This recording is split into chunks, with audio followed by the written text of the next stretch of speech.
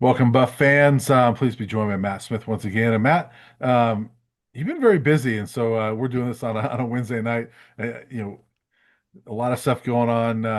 You've been moving family, things like that, and so very, very busy guy. So I appreciate you taking some time, to do this with me. Of course, buddy. I mean, it's we can't leave the people hanging. I mean, it's life is a tornado crossed with a Yeah, hurricane right now, but we'll persevere. yeah. So we got a lot of Buff stuff to talk about. Obviously, I mean, they're 2-3.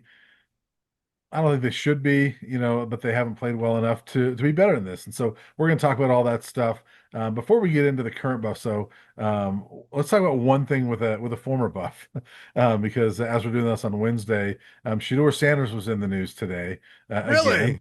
and as Dylan Gabriel gets named the starting quarterback of the Cleveland Browns, Joe Flacco is benched. It sounds like Shedeur is number three, and he was asked about his opinion of, being the, of, I guess, of Dylan being the starter, and his opinion is, yeah, he chose to mime it, and I was telling you before we started that obviously, if people watch us, they know we're big backers of Shedeur. We like Oh my Shedeur a God. lot. I mean, I think he's going to be a phenomenal player if he ever gets his shot. Um, Every first of I all, we got to establish that because it's got Yes, Brian and I are two of the staunchest defenders of this young man and believers in him that you're going to yes, find. yeah. Okay. I mean, I was on the radio in 2023 talking about Broncos, don't worry about a quarterback this year because this kid's Yeah. in your backyard. I Yeah. believed he should have gone number one overall. I've been on the record saying it. I mean, if you're a loyal listener, we don't have to explain this. For you other jabronis, understand where we're coming from. Well, just as a reminder, we've been huge, Shador backers because we believe in him and we got to know him a little bit, like him as a young man. Even when he got the speeding ticket this summer, I was like, come on. Yeah, He's we both 23 rolled years our old. eyes. He's 23 years old. He was speeding. But today, I was telling you before we started, there's just sometimes I'm like, I can't defend him on that one. And I thought, him miming his answers, I thought was a little childish. That's how it came across, and that will be the national perception. However, he was responding to Rex Ryan. That's what he was doing. Rex Ryan the other day got on, one of ESPN shows, and I'm Right. surprised he was able to get that takeoff with the foot in his mouth. And shout out to you if you get that one. But, or even be able to get that take out through those massive veneers that he has. But Rex is an idiot. I don't know what else to say. Like when Rex came to interview here in Denver for defensive coordinator, Sean instantly thought, "What the hell am I thinking?" and got him out of town. Like the game has passed him by. He's they got boneheads on the desk at ESPN. It's as untalented and as bad of a product as it has ever been. And the direction they've gone at ESPN is just, I mean, I don't watch it. Won't watch it from Yeah. somebody who used to get up before school and watch Mike and Mike do a radio show and watch Around the Horn and watch anyway. So that's a rant, but that was his response to Rex Ryan, who essentially took Shador's words and just attacked him over him just being honest and confident in himself. And Yeah. at first, look, should he have handled it a different way? Probably. I would have, but Shador. And here's where I'm coming from. He's damned if he does, he's damned if he doesn't, right? Like no matter what he says, people are going to have a problem with it. I totally believe that because if you heard Rex's take the other day in response to what Shador said, who knocks an NFL player for believing in themselves? In Right. fact, I'll go as far as to say you should not be in the NFL if you don't think you're that dude. That is a Right. man's league. And he's in a weird spot because he's the emergency quarterback that is in football purgatory. They are holding him hostage doing what they're doing to him because they're not really developing him as much as they want to say they have a period afterwards. He's got to go to, I think it's Brown Wallace University to get all of his work in by himself and, real work in. He gets he'll get tossed a bone here or there, but and they've got like the hustle period at the end of practice where they have like the third teamers who aren't playing, take some extra snaps. Yeah. but he's not running scout team. Like that's Bailey Zappi, even still. So it is beyond ridiculous that the Browns continue to make him available for media. And it's honestly ridiculous that these Cleveland reporters go stick microphones in his face, even from like a clickbait perspective. That would never happen in Denver. The only thing I can think of that even comes close is what happened with Tebow. And the Broncos instituted a rule, as could the Browns, if I believe they could, that only the starting quarterback speaks, which should be the case in the NFL, unless there's some Mm. crazy story. In my opinion, I don't think the backup quarterback or anybody other than the starter, certainly not the emergency quarterback. No other emergency quarterback around the league other than maybe Jameis is doing interviews. So, look, I get the statement he was making. I don't have a problem with it because at the end of the day, I truly believe that you'd be damned if you did, damned if you didn't. It just kind of how it works with him because his name's a topic. However, he probably should have chosen to handle it a different way, but I think the net result is the same because I just don't think it really matters because in my Yeah. opinion, he never was going to get a fair shake in Cleveland anyway. I disagree with you. Well, I'll say this first off. Yes, it would have happened in Denver because the rule in the NFL is, I mean, players have to be, they have to make themselves available. I They have think to be it's only available. like 5 to 8 minutes in an open locker room setting, but Sure, there's a but he but the still has to be Broncos don't do available. that. But the Broncos, I mean, I think they're technically available, but Well, they have to be. I mean, no, I know, I get it. the difference is that, to your point when you're talking about like Jameis, being the only other backer that really talks.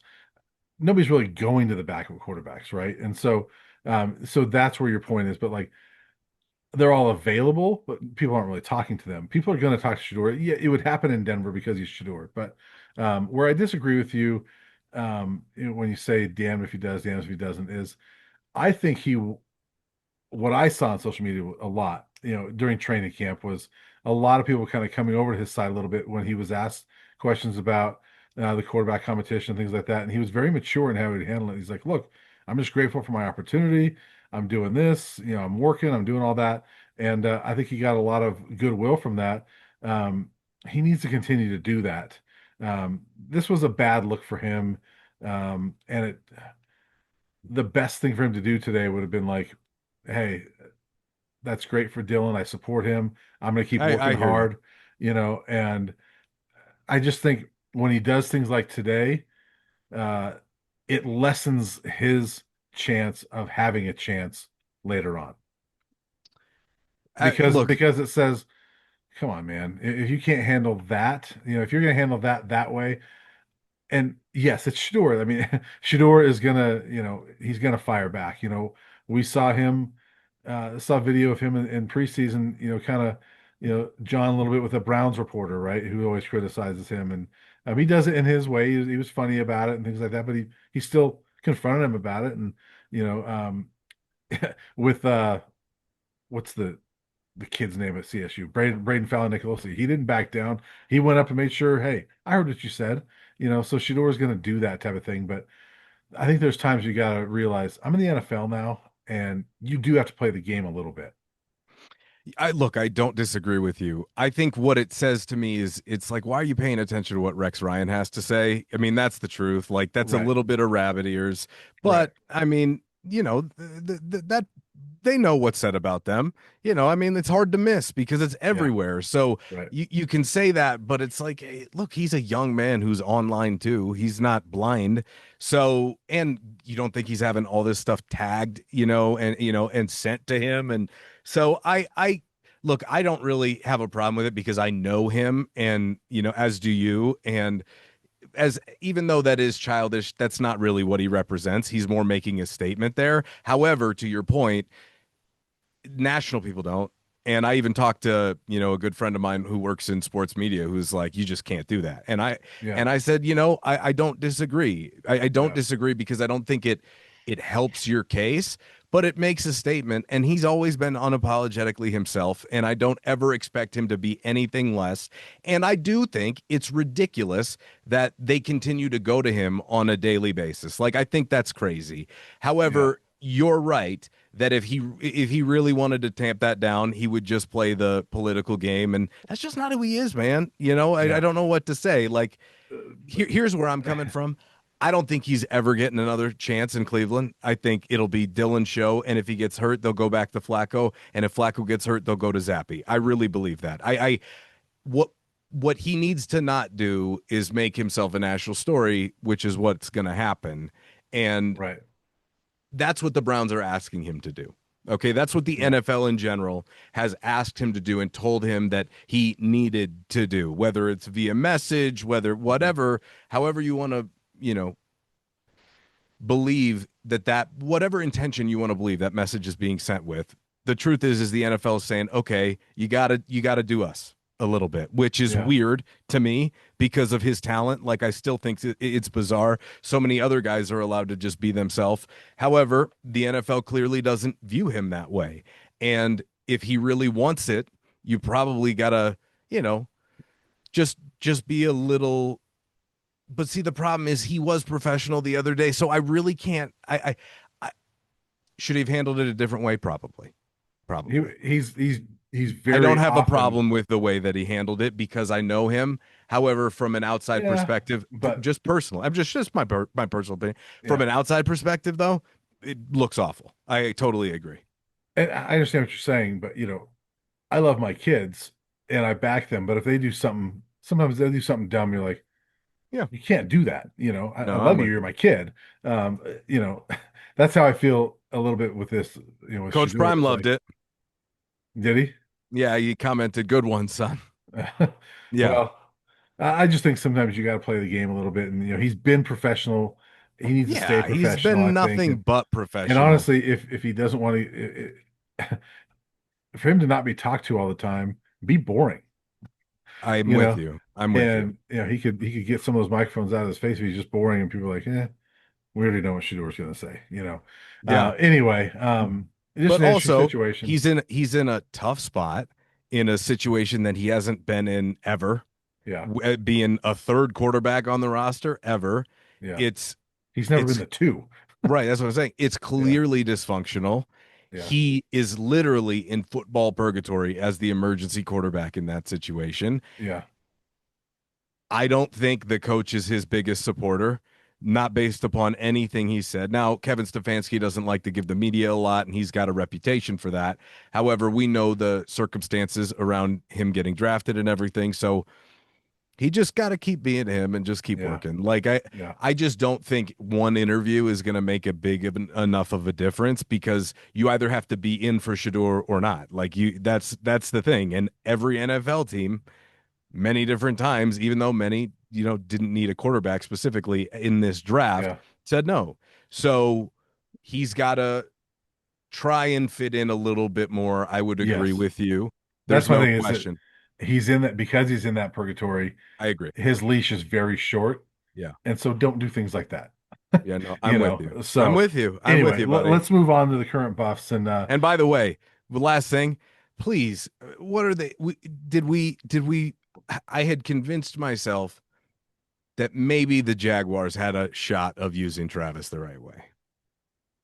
It's not happening. And no. I'm starting to see the articles. Well, Travis isn't producing. It's like, no shit, he's not producing. Look at the way you're using him. They're only Right. playing him in one position as a wide receiver and in one position as a corner. He's not getting the ball. And when he does get the ball, Trevor Lawrence has been intercepted 3 times this season in 4 games on targets to Travis, and he's barely getting it's just, I thought the way they talked a big game, Brian, about how they were going to do it. And hearing Liam Cohen the other day at the press conference I mean, say, I remember them saying we want it to look like it looked at Colorado because that looked pretty darn good. Well, I make it remember look hearing like that. I remember hearing Liam Cohen say at the presser, like, we're only going to play him in this spot and this spot on either side of the ball for this year. It's a long-term plan. I'm like, these guys overthink it too much. Yeah. And it sucks because he's so gifted, and it's ridiculous that there's even a question about his readiness. Do you see the grab he made the other day? I mean, the 20-yard grab where his ball skills are on full display. if he's not open, he's open. For the love, Yeah. throw him the football, Trevor. It just anyway. Plus, by the Sorry, way, did you it see the makes me block mad. he made I know he's that everything. He's the Mister current Everything. receivers just don't make anymore? That I that's know. one thing. That's one of the underrated things that CU is missing right now is you could probably put a highlight tape together of Travis's blocks over the last few years, but nobody ever watched them. But like, they were pretty darn good.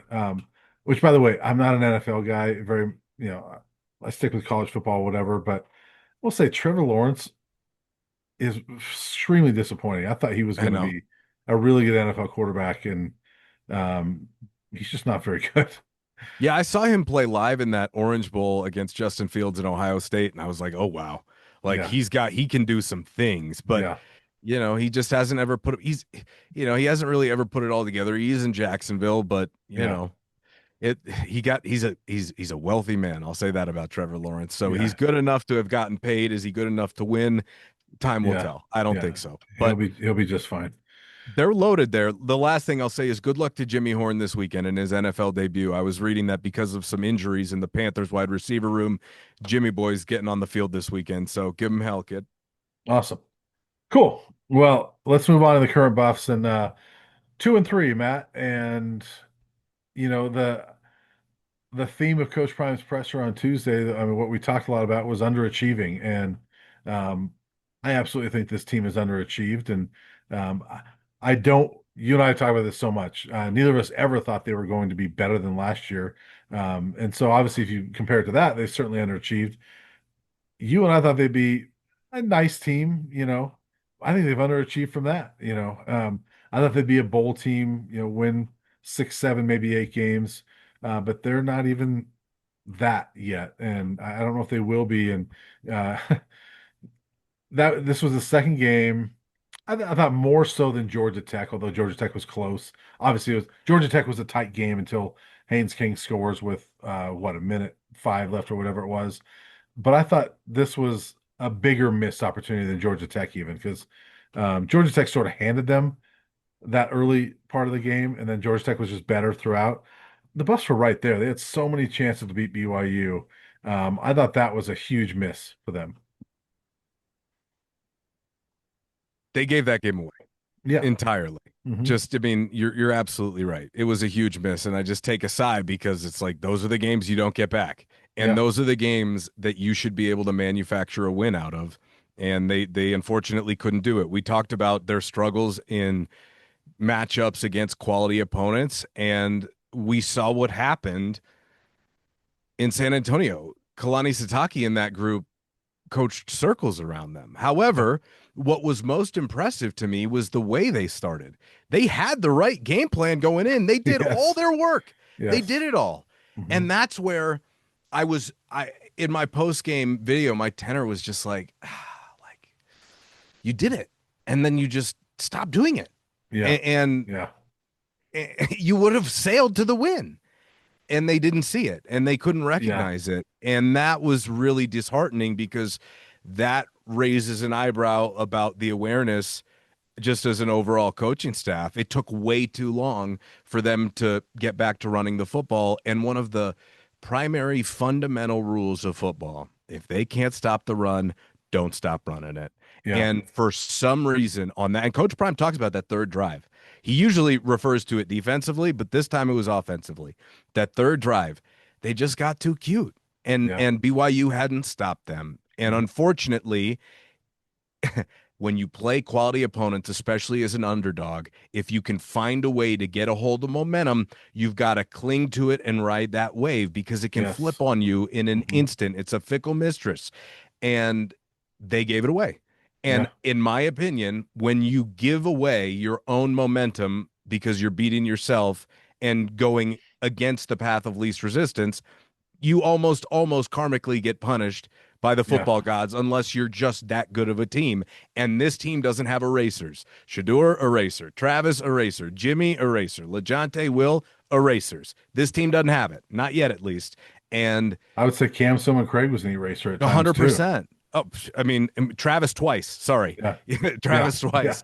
And Yeah. then I mean, Nakai Hill Green. I mean, go down the list of DJ impact. Green. go Mhm. down the list of impact players from last year. And I asked Coach Prime what wasn't was it last week that I asked him about how many guys on either side of the ball, and it was one of the hardest I've ever. It was probably the hardest I've ever had to stop myself from laughing, only because his comedic timing was pretty spot on, even Yeah. though it's not really a funny topic.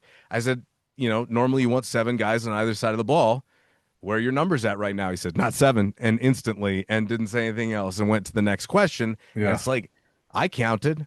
How many can you count right now? Yeah. Not I, seven. I mean, like two, three Well, aside. just think back. Let's stick with BYU real quick. I mean, yeah, the one thing about the Alamo Bowl was BYU physically dominated them for one, but two, where that game really got out of hand was BYU. They made momentum changing plays. I mean, they would get cute's the wrong word. They would do some things you were like, whoa, okay, and that worked. Like the onside kick, or they would do some different things, and they kept doing it throughout the night, right? And so that's what that's what won them that game. That's why it was a blowout. I mean, they were not 22 points better than CU, but they just seized momentum and kept it throughout that game. The other night, the one thing that impressed me was the reason why I didn't pick CU to win that game is because what I had said was until I see them be able to physically match up with somebody that's physical, I can't pick them to win. And I was impressed with how CU played physically. If you would have told me they would have played physically like that and started 14-0, I'd be like, of course they're going to win that football game. They did what they needed to do physically. They came out and I mean that first series they're doing. I mean the bunch formation and all that. I'm like, where has this been? Like this is pretty cool, And they're doing things and it's just very quickly you're down the field. And then the defense gets a stop. And then all of a sudden it's like, whoa, Draylen and the Wildcat, this is pretty cool. And very quickly it's 14-0. And you're right. And they kept getting stops, right? I mean, it was still 14-3 late in the first half. And the defense was playing solid enough football. And all of a sudden, you're right. I mean, it was like, BYU adjusted, right? They put a spy on Kaidon Salter, and it was like CU all of a sudden was like, all right, well, we can't do the things we were doing. Well, just try it at least. Keep trying it until they stop it. They never stopped it. And even when they finally went back to it in the third quarter, guess what? They didn't stop it. And so that was, I've told you this before, like I don't blame a lot of stuff on play calling because I think a lot of it, uh, when I go back and watch it, there's a lot of plays that are like, that was a fine play call, but it was just poorly executed. Um, and there was a lot in this game too. But this is one time that I'm like, man, you outcoached yourself on this one because if you just would have kept the foot on the gas a little bit, just keep doing it until they stop it. If they stop it, adjust, and they just didn't do it. When Colorado has success with their running backs, after what we've watched the last couple of years, it's like found gold. And Yeah. you've got to lean into it, even if it's not what your team does best, even if it's not your identity. Hmm. Brian, if they put a spy out there, okay, they still didn't stop them, Yeah. not at any point. And it's pretty crazy because the instant karmic effect of going to the wrong play call in the wrong moment and getting a negative play out of it was almost like, what are you doing? You know what I mean? Yeah. And then it was the next drive, 2nd and 9. They're passing again. They're ripping it off at over 6.5 yards at that point per carry. They're passing again. Gibson gets tackled, negative play. Right? Now you're back. Now you're behind the sticks. The one thing this offense has to do every week is get off the high dive in 3rd and long. They're not good enough to convert those consistently. Yeah. Okay? That's the one thing. And it's 2nd and 9. That's a rundown. That's a run down because all you're trying to do across midfield is just get yourself into field goal range, up multiple scores. Yeah. And here's the other thing they don't do well, to be honest with you. And this is a coaching philosophy. I'm not talking about the team because, guys, I was impressed the other night by that defense. That defense gave them a chance to win for the first time Mhm. all season long, in my opinion. Really gave them a chance to win. Maybe you can make the argument against Georgia Tech, and obviously we take Delaware and Wyoming out of the question, but You can maybe say Georgia Tech, but they didn't play all that great, especially in the moments Yeah, they needed it. They got stop after stop after stop after stop, and all you needed at the end of the game was a field goal to tie to force overtime. And Brian, it was frustrating for me because the stuff you're pointing out, you're surprised by Draylon Wildcat. Why is this like the first time you're trying something different? right. And why, when somebody adjusts to you, are you only going back to what you do as a default, which, Yeah. oh, by the way, is what BYU spent all week preparing for. Like, oh, they That's adjusted to the everything new they're stuff. ready Let's go back for. to the stuff they've been preparing for. And Like, really? so and so the one other thing on top of that is you finally had a ground game to your backs working to where you could legitimately set up the play action shots, and they can't do like I where is the drop back off the play action, hide the ball and bomb it and just throw it as far as you Which, can by the way, to Sincere Brown. the one time I can remember they did it was the touchdown pass to Draylon. Well, that was the one play action pass they ran. That's Absolutely what I'm was. saying. Is like Yeah, the no, one time I 100%. remember them doing it was like, oh, you did it, and Draylon is And that was a open hell of for a a throw, touchdown. hell of a It was a throw by great throw. Yeah, Caden. I mean, yeah. really good I was throw. gonna say wide open. He was not wide open. It was just a great throw. Oh my God, he layered it over Yeah, two guys. That was a yeah, really, especially with the sidearm release, that's yeah, not an easy thing to do. Moving left. yeah. Anyway, so um you finally had and we talked to Gunnar White. I was really curious to ask the offensive line coach about it today. And I basically said, look, you guys went away from the run. I'm not giving him the option of telling me that they Yeah, didn't go away because they yeah, did. And he was like, yeah. And as an offensive line coach, you wish you could run it, every down if it's working. And yeah. it's like, no, that he was clearly frustrated by what happened the other night because the truth is their run blocking hasn't been like aces this year. So Right. they had it rolling. Lean on him. Jordan Yeah, Seaton is the best player on your team. yeah. Let him pave the way with Xavier Hill. Like you finally have a left side of the line that works. Yeah. What Right. what? But that all being said, that all being said, you still need a guy who can make some plays for you. And the fact that even in the wrong play calls, you still really struggled to move the ball as much as you did is obviously a concern. But who didn't expect BYU's defense to be tough and Right. and and well prepared? You know what I'm saying? So the But the fact thing that they is, hadn't seen a yeah, spy up until this point is kind of remarkable in the first place. yeah. That's the thing is, you were still right there with a solid BYU defense that had given up. I know they hadn't played great competition. They'd given up one touchdown in the first three games. You had two in the first two drives, so you already had their defense on their heels. Um, yeah, real quick on the defense, I want to point out because I know you asked Coach Prime about the defense, and he was not in the mood to give them any credit that night. You pointed out before we started here, I think he was very frustrated by the cornerback play. But I do want to highlight the defense because look, that group held BYU to a field goal through most of the first half. And then BYU scores late in the first half, a touchdown. CU's up 14-10 going in the break. BYU is going to get the ball coming out of the second half or coming out at halftime. And my thought was, man, BYU's got all the momentum. If they score coming out of the half here, this game could really derail here. The defense came with a stop out of the break.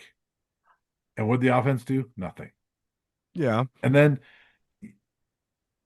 you don't expect BYU I mean, you're not going to shut down BYU. never. You held them to 24 points. And, they score the go-ahead touchdown, but it's still 14 minutes left in the game. You didn't let BYU score again. And the offense still didn't do anything after that. So I think the 3 points, the defense started that game pretty well. I think they had a huge stop coming out of halftime and then played a really good fourth quarter to give this team a shot to win. And it's the offense. I put this last one on the offense, and um, yeah, I just want to highlight the defense like you did, but point out those three things because I thought they did their job for the most part. And yes, they still give the corners didn't play great. They got to play better, but they did a nice job on LJ Martin. And overall, I thought they played a solid game. Definitely. Like LJ Martin didn't gash him. The quarterback run. It's a massive It's problem. a problem. It's a Yeah, problem. You've got plenty of them coming up, by the way. I mean, yeah, Levitt's mobile. I mean, he's not like a typical dual threat, but he'll gash him, Yeah. right? I mean, keep going down the list. I mean, But to be honest Fafita with you, can Matt, I shoot. mean, look, Josh Hoover's not a dual threat quarterback, right? Coming up this week at TCU. If I'm any coach going forward Of on CU's course. schedule, I'm looking at that and saying, I mean, he's an athlete enough. Like I'm putting in QB runs for Josh Hoover this week, and I'm gonna a prediction right here. Josh Hoover's going to rush for I don't know what his career high is. I shouldn't say this. I think he's going to rush for a career high in yards this week. I Oh, hope let me that put this. I don't know his career high. I can't say that. Let me just put this. I bet you he rushes for 40 plus, and he doesn't run at all. you just got to figure at this well, first of all, I'm gonna look it up now. to your point, BYU's coaches were interviewed about the Buffs game, Yeah, and point blank period said, well, we're putting in more quarterback run this week. BYU had very little respect for Colorado in that game. I thought like they knew that don't worry, we're going to grind you down and we're going to get you. They went for it on fourth down on the first drive. They were very aggressive, even though Colorado's defense played well enough to actually derail them. Like the Buffs defense didn't get hammered by explosive plays. The explosives came in the form of really unfortunate penalties, but they didn't get hammered. The yeah, plays that they did get beat were really creative and really well schemed and really well designed that I wouldn't be surprised. Like they hit Carson Ryan on a couple up the sideline that were really well designed. The spinorama, wide receiver reverse or what the option, whatever they call that, the ballerina dipsy do, yeah, that they scored at the end around. That was beautiful. I can't yeah. believe that Bear Bachmeyer executed that the way that he did. And it begs the question, you know, why is their coaching staff successfully able to get a true freshman to look like that? Right. And you're struggling to get your fifth year senior to look like he can actually run any version of your offense Your fifth year senior is consistently. supposed to look like that more so than he was. Yeah, especially a kid who's been in an RPO system for years, Right. So look, there's a lot of eye-opening stuff here. But even still, they should have won that football game. Yeah. Okay. And so that's why I think it's even more disappointing because you're just not going to get a ton of bites at the apple this year. Yeah. And man, it's just, you had to come up with that one from the barrel. All right. I've been listening to you, but I've also been looking up Josh Hoover's stats. Fine. Okay. Let's hear it. I am going to make the bold statement he's going to have a career high in rushing yards. So this is his 30 years of starting quarterback. Okay. How many rushing yards in these 3 years do you think he has? I mean, with sacks, I have no Yeah. idea. No clue. Minus 22 Yeah, that sounds in about three right. years. Okay. Yeah, he's a pocket passer. Yeah. So his career high in rushing was 2 weeks ago. They played SMU and he had 27 yards rushing. Oh yeah, I'm about taking the 30. over on. I'm taking the About over on 30. that. I would be Yeah. AAC Done. is not getting to the quarterback, and so he's probably not I going to have know. a lot of negative plays. Yeah. And if TCU does not have a couple of QB runs in there, and let's be honest, if it's 3rd and 14, I'm doing a QB run with Josh Hoover because you clear out those receivers. And how many times have we seen a running back or a quarterback, pick up a big chunk on a 3rd and long? So, yeah, I'm going the over on that 27 yards. I don't know if you heard Sonny Dykes' presser, but he basically gave a full scouting report of CU's football team. He's seen it on Yeah, film. He yeah, knows what's coming. And Sonny, well, I know that game has got to be eating at Sonny because CU launched a massive campaign based upon beating the returning, national champion runner up. right. So Yeah, it's I know this is one that we can move on. However, I wanted to say one other thing about what I think they're struggling sometimes offensively. Like they're not setting up in third and short 2 runs to go for it on fourth down. They're not running it on third down to go for it on fourth down in advantageous situations. Like there's a bunch of stuff that is getting missed. And then the game management. We have to talk about this. real quick, before you do that, can we just go that stick on that point you just made? Yeah. The 3rd and short, because I think there was a huge play in that game that I think cost them the game. They had 3rd and 3. Right. Uh, Thank th you. this is the Thank you. one. This is the one, and I don't have the play-by-play in front of me, but it's 3rd and 3. It's in the fourth quarter. Um, and first of all, I'm sure you've seen the still shot. When Kaidon drops back, he's got Of course. the nicest pocket you could ask for, and you have two receivers running across the middle on the mesh route. Joseph Williams wide open on the sticks, and whoever's coming the other way is open too. He bails out of there, has a 22-yard sack. So, but to your point, why was that not even the way you're running the football? Why was that not Two Draylon or runs. Micah? Why was Two not runs. why was not one of those two guys just move it? Just You have two it, downs to make that first and the down, way and you're they're run across right, midfield. and the way you're running that night, it's probably one, and you're moving right, and so yes, I think that was a total disaster of a play in a lot of ways. Your Yeah. quarterback should have hit the receiver, Yeah. but you could also argue. I mean, I thought to me the play call was fine because if you're Shadeur's not missing that receiver, right? Um, your quarterback needs to hit that receiver, but I think the better play call. I didn't have a problem with the play call. The better one would have been just run the ball. See, I think the reason I had a problem with that play call is you have to know your personnel. So yeah, if you had Yeah, Shedeur, I have no problem with that play call. But it's 3rd and 3. What you need to do is not put everything on Caden's shoulders. right. And it's been, I But that mean, wasn't even that hard of. I mean, I understand. I I know I haven't played understand. quarterback, but I mean, when you look at that, especially that still shot, and you watch that play, it's like that's a clean pocket. And you got the two guys running across the middle, So that's a high wide leverage open. so that's a high leverage situation Yeah, on a 3rd down. yeah, I hear you. You're right. When you're a 5th year guy who's yeah, supposed to have a pedigree like he does, yeah, you got to make those throws. yeah. But as a coaching staff, by now, don't you know who you have? He isn't that guy who stands Right, off the high dive under the lights and shines. He's not. I'm sorry. There's a reason why they had to do what they had to do with him and sit him right, because he hasn't been who they wanted him to be. And the other night after the game, Coach Prime could barely get himself to say a nice thing about the way he had played. right. So they're very frustrated So overall. I want to add one little thing to that, and we're talking about the way they run the ball that night. Here was that sequence, by the way. First down, it's Salter runs for 3 yards. Second down, Michael Welch 6 yards. So now you're 3rd and 1, and then you have Salter bust loose for 45 yards, but it comes back on the holding penalty on Holding. Omarion. But you still, that's 3 consecutive times you run the ball successfully. So Yeah, now, even with the penalty, you're only 3rd and 3. Just I keep know. running it. I know, Brian. And They overthought it. They overthought it. That's what happened. And I get it because in years past they're not used to having to do that in those yeah, moments. That's yeah, where you just have the awareness and the feel for it. And what we know is this coaching staff is huge on trust. yeah. And they don't trust their running game completely. I for whatever reason, even though it's been I okay at times, that night I don't know why they didn't. that's the point. It's like, hey, it's right in front of your face that this is going well. Yeah. How many guys have headsets down there that said, "Run the damn ball"? Well, especially as often as Coach Prime says, "Well, I go off a feel."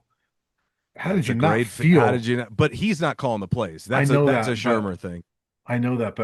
he's still the You head definitely coach. got to Like, get on the headset, run the damn ball here, hey, Pat. run No, the I agree. ball. Like, But he we're also tries to let his guys be his guys, his coaches be his coaches, and he delegates right, and he wants to right, let you do your job. right. However, he talked about how you asked him yesterday what he's learned about himself and what he needs to do, and he said he need to be more demanding Yeah, this year, which I have been the last couple weeks. But I think he's even having to. But you also have to remember, this guy has got an insane amount going on in his own personal life, and not talking yeah, about stuff. I mean, he's recovering from bladder cancer. He's still got the stuff with his legs, and I can only imagine what this summer was like for him in many different regards. And these aren't necessarily excuses, but they are explanations for why I think he had to dial it back in and become a little bit more demanding because he hadn't really been in that mode all yeah, summer. And it's not like he would have been, but you would have had a better feel for what was going on around here.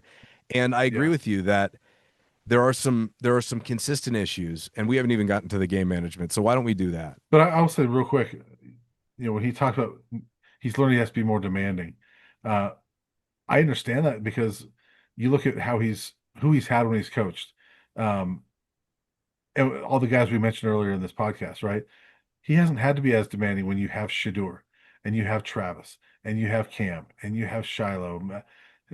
I don't know how demanding Shiloh was with teammates, but um, Plenty. you had Nikai Hill Green. I mean, you had BJ Green. You had a lot of players who were demanding and holding each other accountable. You had Shane Cokes. You had a lot of guys doing that these last 2 years. He probably had it at Jackson because I mean Shedeur was there. You had it, at, you know, Truth, whatever. He doesn't have what he's always had as far as player leadership. So he probably has to be more demanding than he's ever had to be because I mean we know it just from the 3 years he's been here. He hasn't had to do that as much. Coaches have not had to do that as much when you have all those leaders we just mentioned, and you're missing some. I mean, LeJohntay, right?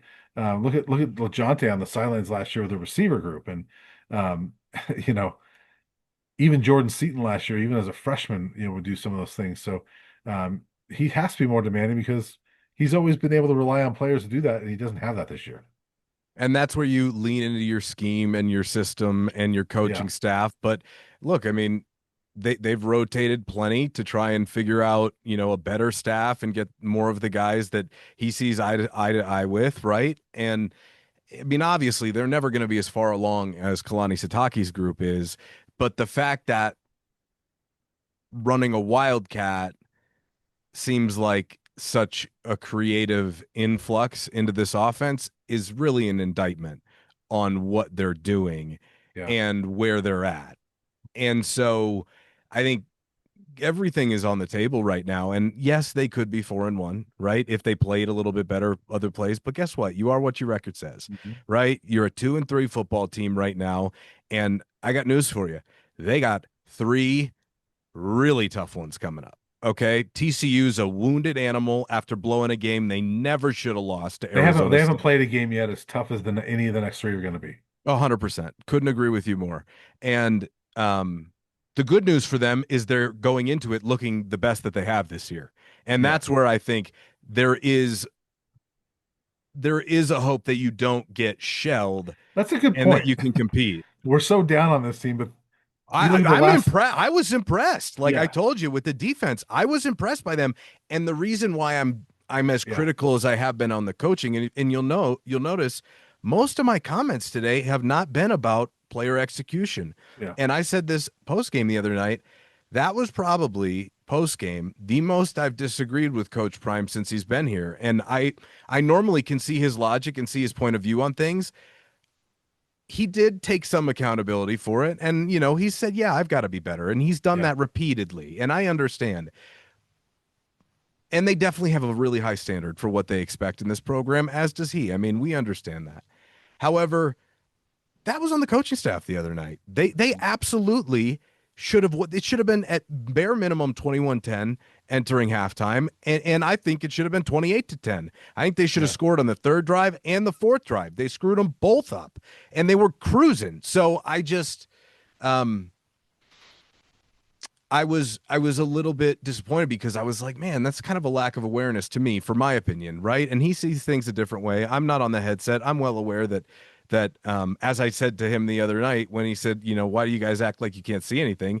His opinion is the only one that matters because he's coaching the team and Right. he's got the final say on everything. So it Yeah. doesn't matter what I see. It doesn't matter what you see. It does matter what he sees. And it does matter how he handles That was a certain good situations. and that was a good exchange, by the way, because when you said that to him, his Yeah, response was kind I of like got him on that one.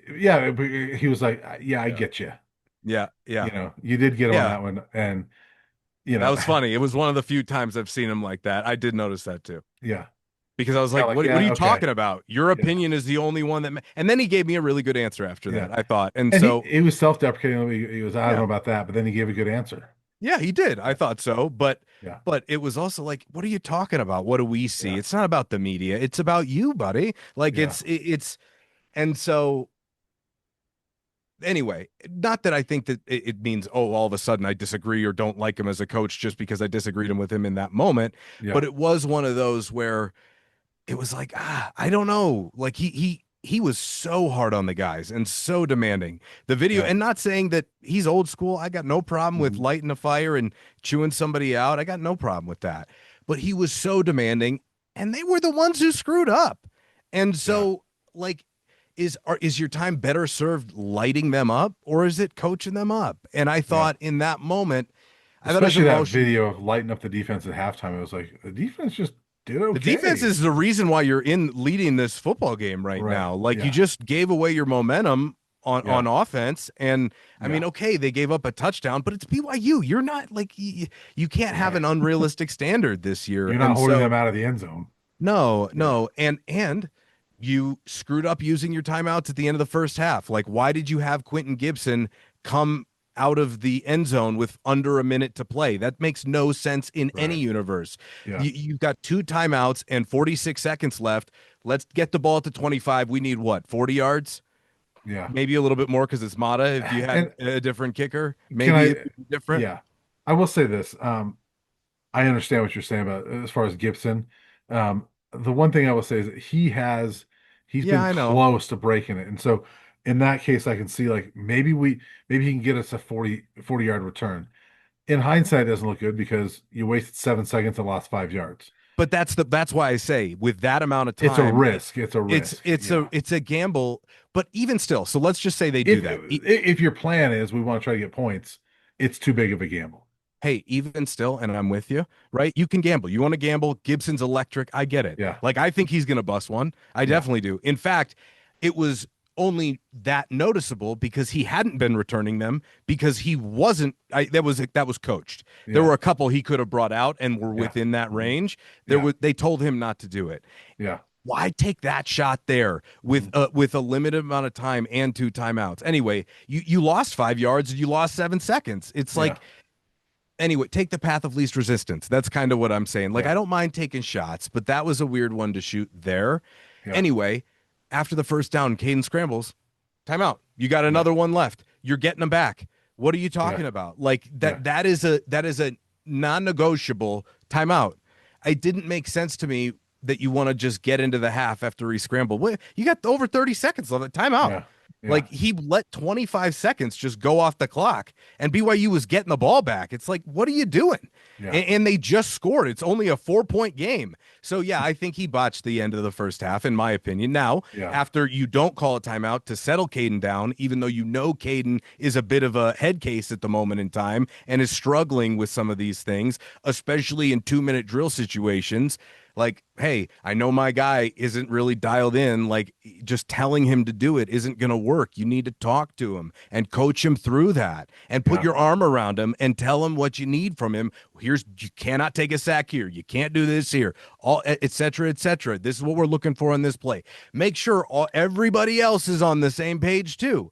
Like these are the type of things that need to be going on. And I think it's plaguing them. Okay. So whatever you don't do that. I mean, is it mismanaged in my opinion? Absolutely. Yeah. However, okay, whatever. Then at the end of the game, you had probably the most egregious coaching mistake that you can make when you called a timeout to think about going for it on 4th and 6 with 6:46 left on your side of the field. If you're not certain, never take that timeout. Ever, ever, ever. Like their defense was stopping BYU consistently. You're in a 3-point game. You know you're probably going to have a situation where you're going to have a last-minute drive here because you're in a 3-point game. Let me punt it deep with my punter who's averaging, 60 yards? Pin them deep because we just stopped them. We got 6:46 left, so even if we don't, they reel off like a 3-minute drive? If the defense had played the way that it had played against Houston, you probably go for it. I got no problem there. But you Yeah. got to read the game. That's a feel of the game thing. In fact, and then you get the ball back eventually, and so you give it back to BYU. You got to be thinking about timeouts on the other side of that next drive because they had 2 drives after that. It wasn't that they had 1 drive after 6:46. They had 2 drives, I'm pretty sure, after Who they did? punted that. Didn't No, CU have, they or had is it one. just the 1 drive? When They did had they get one. the ball back? With one what? 150. Yeah, BYU took almost 5 minutes off the clock. right. That's what I'm saying. But they could have saved that time because with about 2:45 left, what was the third down play? What did BYU go down at? How much time was on the clock on third down on the drive before BYU punted?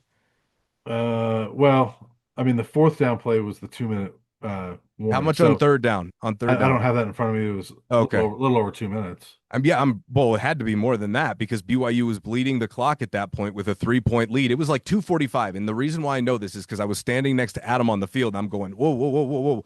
Like, why are you letting him use it right now? Like, let's Yeah, use it. But that's the timeout you needed when you took it at 6:46 to think it over. Like, yeah, what are you? That's just, and I never get this way. If you watch a podcast, you know how much yeah, respect that I have for Coach Prime, okay? I really respect this man. What he has done at the University of Colorado is incredibly impressive. What frustrates me is there's a couple of things that for some reason stubbornly they're not fixing, and it's silly because it's hurting them. For no reason shouldn't they have somebody in his ear giving him his options. Coach by field, do whatever you want, be educated and know your options with an analytics guy who's just like, hey, you could, a math guy who's only focused on that. All these teams around the country have these guys. It doesn't mean it makes you a bad coach. It's just you got to know one of your greatest yeah, strengths is knowing what your weaknesses are. And I think that they are really struggling because in a year like this, you've got to get it by hook or by crook. And one of the ways you outcoach people is you manufacture wins. And that's all about situational football. And they're struggling right now because Shedeur handled so much of that the last 2 years. End of yeah. rant. Well, And it just that's the God's honest truth. I don't know what else to say. I'll say this on the punt though. Like he explained that, saying, "Look, he goes, I thought about going for it. I called timeout because the other coaches." Here's why I don't mind him thinking about going for it, Matt, is that BYU's three previous drives, touchdown, touchdown, and then they missed a field goal.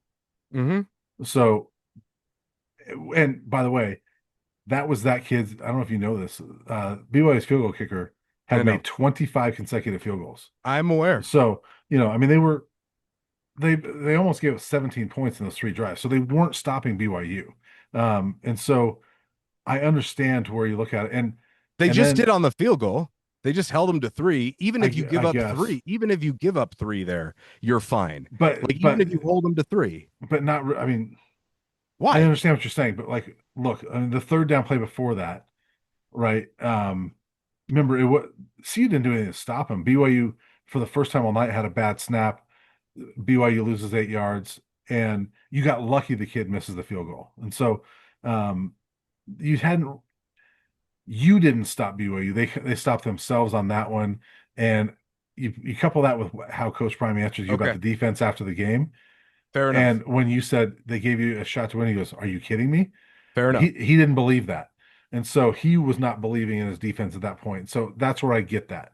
Fair enough. And I completely understand. I think that's a very valid point, and I'm glad you bring it up. Here's the difference. There's 6:46 left in a 3-point game. You're at home. Like you're at home. And you can think about it. You want to think about it? Think about it. That's fine. You cannot call timeout. Period. Period. In a 3-point game, that is not where you call timeout. That is Yeah. just bad coaching. I'm sorry. Like we can disagree on it if you want, but it's insane. It Was is that insane. was that their It's last a timeout? totally no. It was their first timeout because they didn't call their final two because Caden threw an interception Oh yeah, yeah, before they yeah, could yeah, get yeah, there, yeah, which they needed a timeout before he threw that yeah, one. yeah, And so like Brian, I get your point and I get the reasoning of thinking about it, but that's a decision that has to be made in the course of 5 to 6 seconds. We going, we punting. yeah, Your call. We're not taking a timeout to think about it because I could need that at the end of the game if for some let's just yeah, say for some reason I go for it, don't get it, we hold BYU to a field goal. It's still a one yeah, score game. I need those three. yeah, It was just a bad decision. And unfortunately, it didn't really, first of all, it didn't really matter because once they got the ball back, they didn't call the timeout after the first down, or not, I'm sorry, after they got the first down on that drive. They got the first down. And then what did Caden throw an interception on second down? no, well, the fourth play of the drive. The fourth play of the drive. But I'm Yeah. saying, was it a first down when they No, it's got a it? second down. It was a second down. Yeah, That's what I said. Yeah, he threw it on second down. yeah, Right. But after, so that is you run 3 consecutive plays. You've got, what was it at that point? Like a minute 10 left, I want to say. something like that. Yeah, Yeah. you got plenty of time and you got two timeouts, and it was clear that Kaidon was a little bit shaken up and your offense was moving quickly. That was another feel thing. Adam and I were like, whoa, whoa, whoa, whoa, whoa, whoa, whoa, Yeah, snap, pick. And yeah, it just burned him. And it yeah, just burned him. Like, I get wanting to go, but I'm telling you, we were standing there and we were like, whoa, whoa, whoa, on the field, whoa, whoa, whoa, whoa. yeah, And he instantly threw an interception. And so, look, I know it comes off harsh and I know it comes off negative, but it's born out of the fact that they were actually closer than they have been, and they were actually more tangible, in my opinion, even despite a rough performance from Kaidon Salter. If he gets sacked, it doesn't get sacked out of field goal range, changes the game, right? Like, there's so many things that he could have done better. But the yeah, fact is, he's never going to be perfect, and expecting him to be perfect is a fool's errand. So you got to know better as a coaching staff to put him in a better position where it's not all on him, even if they're easy throws. If the run game's working, you gotta lean on it, man. Like, it's a yeah, point blank period. You just benched the kid 2 weeks ago, even if there were other stuff going on. You know, like, even if there was other things going on, it's clear you don't trust him enough in those big moments. And yeah, you got to give him opportunities, but give him some help for the love, yeah. which is what I thought. Anyway, that's where I'm at. We don't have to keep beating a dead horse. Let me ask you a question real quick. We need to move on to TCU. Uh, let me ask you a question, okay? Yeah, Um, would you consider Caden Salter's your guy, but Ryan Staub is your 2 minute guy? I thought about it the other day. Because that's where Staub has excelled, right? And Yeah. because we talked about before, because Staub doesn't have to think. He goes out there and just it's flow, and he goes out there and it looks great, and he's had success in the 2 minute. Caden had two 2 minute or 2 minute drives in that game against BYU. Mm-hmm. The first one, as Coach Prime said, it almost gets picked, and so it's abort mission, and you just go to the half. Which, by the way, And that you was needed, by the way, and to your point, you needed a timeout on each one of those within the first three plays to settle him down, not to yeah, stop the clock. right, It wasn't a bad decision not to call a timeout because you needed to stop the clock. You needed to right, settle him down. right. That's what it was. So But it's yes, you're also, you almost get picked in the first one, and you do get picked in the second situation. right. Um, I'm looking at, Wyoming. They get the ball back with 117 in the first half, and you know, incomplete, incomplete, incomplete. You punt. It Yeah. wasn't that wasn't three straight plays, but like he didn't do anything with it, and you No. punt. And so Yeah. I'm just wondering if He'll never you do it, know, I don't think, but it occurred to I don't me. know why he wouldn't. I mean, I told you that this may just be one of those years where you got to play too. Right? Like, I Yeah, have told you that I think, however, have Stop be your 2 minute guy. it's tough to want to do that this early. I would still probably rock with Caden for now and hope that he can get better, but you got one or two more chances, in He's my a fifth. opinion, in He's a that. fifth-year senior. He should be better in those situations, Oh, right? don't disagreement. No, no disagreement at all. I'm just saying. I mean, he was playing for a very good Liberty team that really blew out a lot of teams his sophomore year. And I remember, reading and hearing from the Liberty guys after he transferred that he struggled in big moments there occasionally too, and they didn't win some Yeah, games they probably should have because he couldn't make some plays. So I don't know if it's ever been his strength, which is why it's got to be a total complete team effort, including yeah. coaching staff, to be hyper aware when your team isn't as good. You need to have your finger on the pulse even more because in a heartbeat things can flip on you, But which is what happened in the last yeah, drive. that's why I would consider something like that to where it's just known in the quarterback room. Like, look, Hayden, Ryan has excelled in these situations. You have not. And Ryan knows that, look, I've done really well in those, but not It's regular game flow. And that's just your guy. I mean, It's I to know bring it's a him in different sport. cold. To bring him in cold, it's just that's kind of a crazy thing to do, but you might not have a choice at some point. You brought him in cold against Delaware in that situation, and he moved you down. I know it's Delaware. I'm just saying. You were the one who told me about, Delaware's basically an FCS team for all No, those I weeks. they are, but I'm just saying I know. he came in cold in that situation. And he scored at Houston, so Yeah. So in the two I'm just minute. saying I think he's done it 3 times. I'd probably not do it. Okay, I would. Yeah. Okay. I Fair would. enough. Fair enough. But I here's what I based here's on what what I will I've say. based on what I've seen through the first 5 games when Salter's been at his worst in those moments, and I mean Salter hasn't put together to my. I don't think he's put together a 2 minute drive yet, has he? No, I don't think so. Because I mean they got after there wasn't enough time left against Georgia Tech. No, there Um, wasn't. Well, he had a even minute, but still, yeah, he that had was plenty of that was time. that was the bad clock management Yeah. moment. But um, and they didn't have a 2 minute situation in the first half. So yeah. Anyway, let's move on to TCU. What do you think this week? I want to say one thing before we do, because we're talking about playing different quarterbacks. I think if you do that, you can. I don't know that you have a ton to lose in these next couple of games. However, I wouldn't do it against TCU, and I'd give Caden another shot to try and fix it because what's the difference? I mean, honestly, in my opinion, I don't think it's gonna be the difference between winning and losing the game because I think if it was handled better by the coaching staff, then maybe you aren't in some of those situations. You have more time Yeah, to handle it, and Caden has more time to make some plays. I would Here's the disagree because I think it could have been the difference between winning and losing on Saturday. which time are you bringing Ryan Staub in at the end with 30 seconds left on the clock at the end of the half, or in the literal last 2 minutes of Either the one, game? either one. I That'd be mean, hilarious. end of the first half. I just don't think Coach Based Prime on would what I've ever do seen, that. look, we talked about Staub earlier this year, right? I mean, nice story. I think Salter's your best quarterback, but based on what I've seen in 2 minute, right now, I would feel much more confident if you have 40 seconds left on the clock of Ryan Staub getting you in field goal range than Kaidon Salter. Here's what I'll say, and I don't disagree with this concept of what you're saying.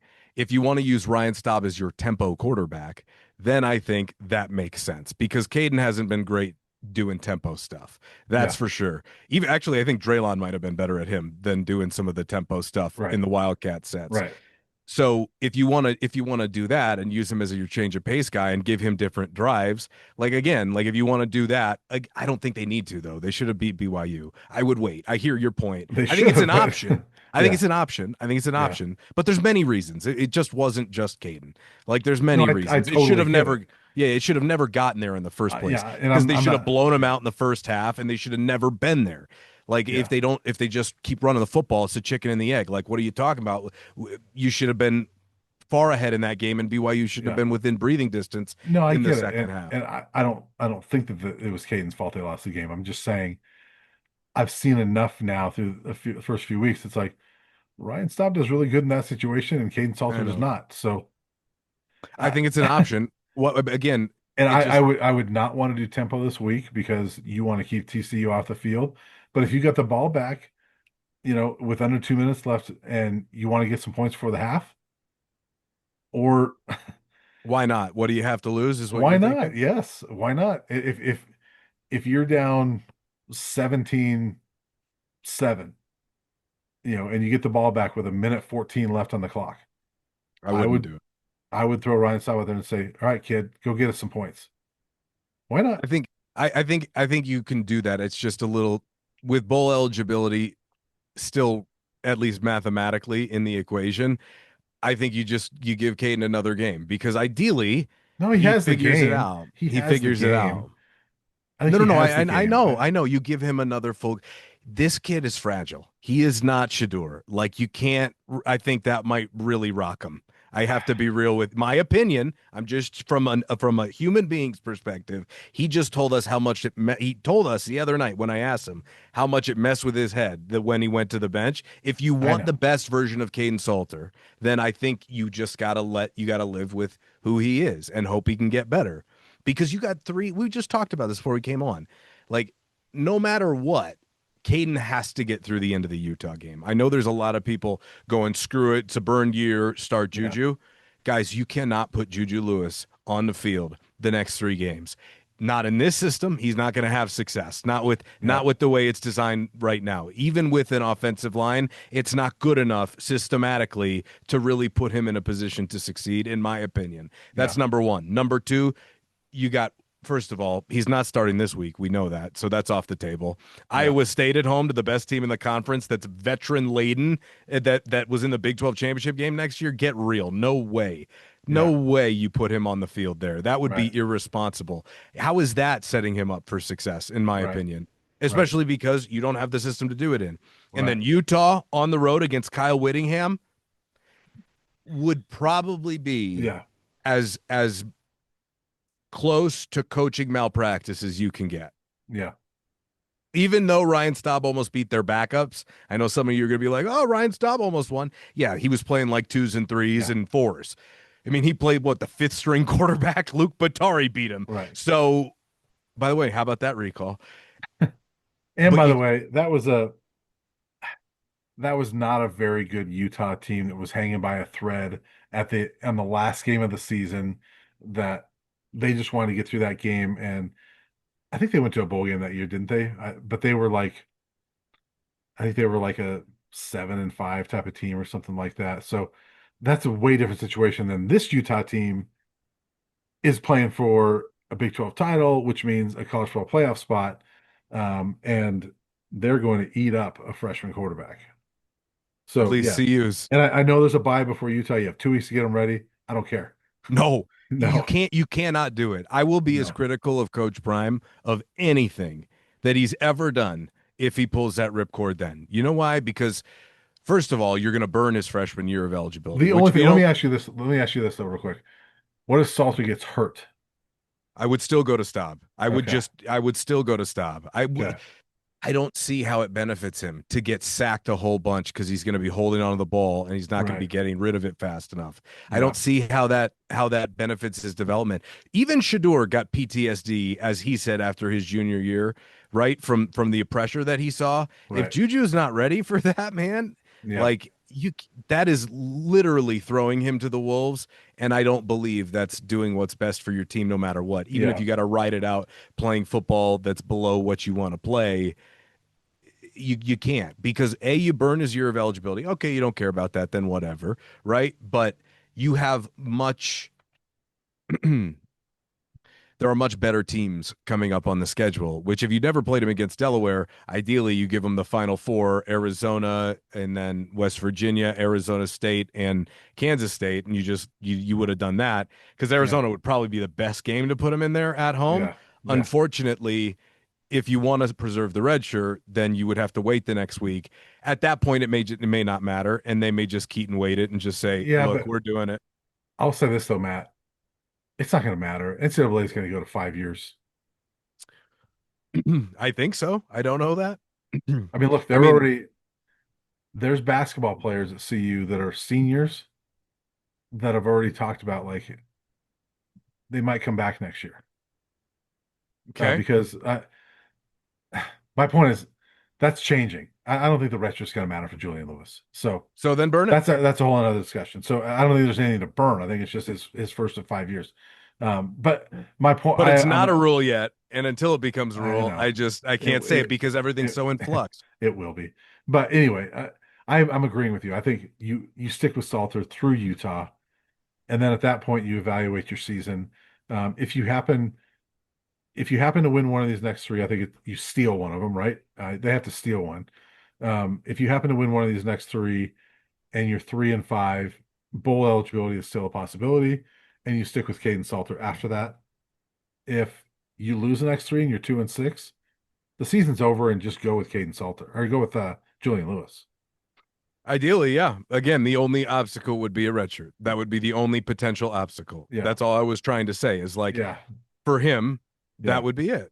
And until that's a rule, I like you're right in all likelihood that at some point we'll get there probably, but you got to play at JUCO right now to petition a yeah. fifth year. You got to be injured, right? Like something has But to happen. I'll say this too. He's also at that stage right now at 17 years old as a 5-star recruit. Well, he's 18 years old now. That he's not thinking. He's thinking, I'm not going to be in college for 5 years. I'm going to be in the NFL. Why am I worried about a redshirt year? Let's play. Let's go. Shedeur Sanders was just a fifth round draft pick. I understand that. I I'm know, just but saying. hey, I'm putting. reality check. I know that, but I'm just putting. I'm just trying to speculate on how the Lewis camp would feel I know about. Yeah, like yeah. Why am I worried about my 5th year in college right now? I'm not going to be here. I'm going to be in the because you NFL. might. Because you Because might, but I'm not I worried think there's a about it. pretty good chance.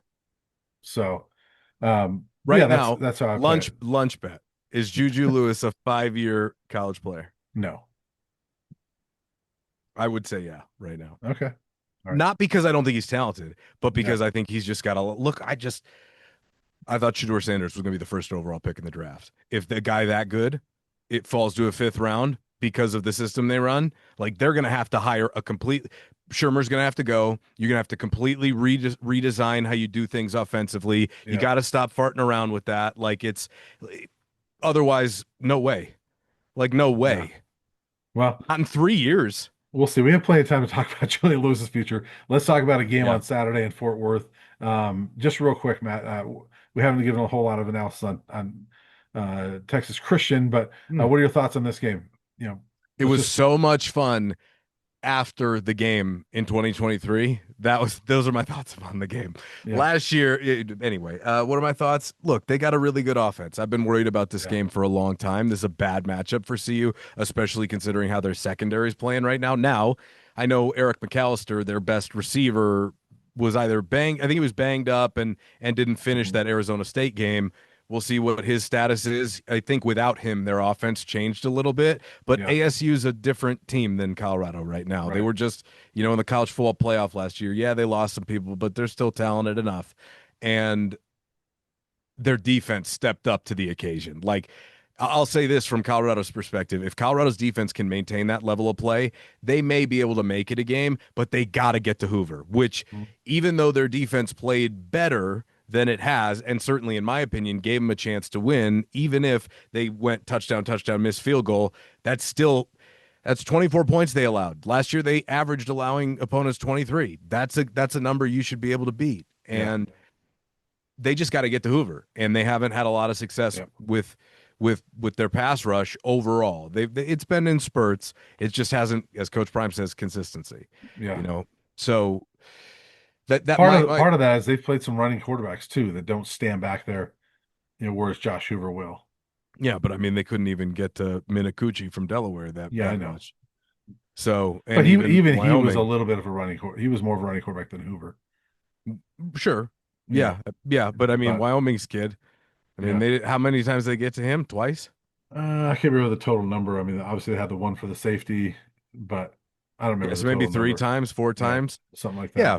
I mean, you got to get to Hoover like four to six times, I think, minimum. Probably if Yeah, you want to win at TCU, it's probably going to have to be like that. And your secondary is going to have, I think that's also part of the problem. Like they're not generating a lot of pressure on some of these guys. And so it's really stranding their secondary in just pure man coverage. And at this point, Colorado's made it way too easy on opposing quarterbacks to know what they're running. I think about that all the time. In fact, I was yeah, watching that game against BYU and I was like, I wonder how much Bear Bachmeyer is guessing because it's just so obvious they're running man every play. Like, yeah, don't you want to confuse them a little bit? But yeah, I don't know. I'm not a yeah. DC. So what do you think? Prediction for this game? I got TCU by a comfortable amount in this one. I think the Buffs are in a weird place right now. They know they're, as you mentioned before, underachieving, but it's only because they're underachieving, in my opinion, the lofty standards that their head coach set. They're underachieving our standards to a degree, but if you were to just look at our standards before the year, that BYU game sounds about right. 24, Yeah, 21 had a chance to win, just couldn't get it done against a better program right now. yeah, And if they can play like that and continue that, the one problem is there is their season's been like this. There's almost nothing, no consistency. We talked to Xavier Hill today. I think we brought it up earlier that he even told us, look, there's no leadership here. yeah, We're really struggling for that right now. And when you don't have leaders and you go on the road against good teams, typically good things don't happen. yeah, So I got TCU probably in a 10-point win in this one. I think they're a 13.5-point favorite. Colorado, if they don't quit, should be able to cover that, in my opinion. But I think there's a chance they don't. yeah. I'm gonna go 34-20. Um, TCU. I think I just don't like this matchup for CU. I think the way their corners are playing right now. I mean, the corners have not been great, and now you're facing the best passing quarterback you've seen, maybe that you'll see all year. Josh Hoover, he puts the ball in the air a lot, and even if they're missing their top receiver, he's going to find guys the way the secondary has been playing, and he's probably going to draw a pass interference penalty or two Yeah. because the Buffs have as many pass interference penalties this year as they did all of last year already. Mm, that's super So unfortunate. it was seven last year. They've got seven already this year. It was eight in 2023, seven last year, seven this year. So it's not just giving up the yards, which they haven't even given up a ton of passing yards. It's just they've unfortunate timing and some bad penalties. So I think it's a bad matchup for them. And it's on the road. And I think TCU, there's a few guys on that team, including the head coach, that remember what happened 2 years ago. That's going to fuel them, I think. And look, I gave you a stat earlier this week, Matt. Colorado, going back to last year, is 1-5 in their last six games against Power Four opponents. And their one win was against an Oklahoma State team that had That had checked given out, up. that Yeah. was totally had given up. And, especially when you got on them early at Folsom last year, they didn't give a crap whatsoever. It was obvious the way they played. That's your one win out of your last six against Power Four opponents. I think they fall. I mean, I think they're going to lose the next three. I think you fall to 1-8, honestly. But I don't want to predict the next three because if they come out and win this one, then I give them a better shot against Iowa State. But I think they lose this one 34-20 and fall to 2-4, Yeah, and they're in a weird spot. If they reel off a 3-game losing streak here, I'm which would be a 4-game losing streak. yes, thank you. I Yeah, meant if they the yeah, next yeah. 3 games Right, they right, right. lose, I know what you meant. yeah, I think this team has a chance that it could splinter Yeah, and really fall apart because they just don't have the leadership to hold it together. and I don't Like think it'll take all four for it to fall apart. I agree. I agree. It'll take one bad one or Hmm. or at least two more. And two more should probably do the trick unless they get it back on track. It's very fragile right now and they Yeah, know that around the building. Um it's as Coach Prime, I asked him the other day, right? He said you wouldn't have been able to tell me that we'd be where we are. And in the least smart ass way I can say this, sure I could have. yeah, That this is where you could yeah, be. Absolutely I could have. We did, in fact, we did. yeah. So I just knocked the light out. So I it's all right. And that's lights out on the podcast, mic yeah, drop. And I'll yeah. see you in Texas. Let me just say this real quick, Matt. Yeah. Is it? I think there's a real shot that could get blown out this weekend. Yeah, me too. And that could splinter this team. I also think there's a real shot if they come out. You talked about like they are coming in playing their better football the last two games. If they come out and pull off an upset, I think it saves the season, and you go into the second half feeling a lot better about this team. But we'll see. Let's call it in. Yeah. We'll see you in I just Texas. remember I just remember how to win at TCU was a knockdown drag out, 45-42. Yep. Can this team win a shootout? We have yet to see that. So if Yeah. it happens, it'd be beyond what I have seen with my own eyes, and I need to see it with this group right now. Yeah. If you can get blown out at Houston, you can get blown out Oh this yeah. weekend. So, Yeah. so yeah. Matt, we'll see you in Fort Worth. All right, buddy.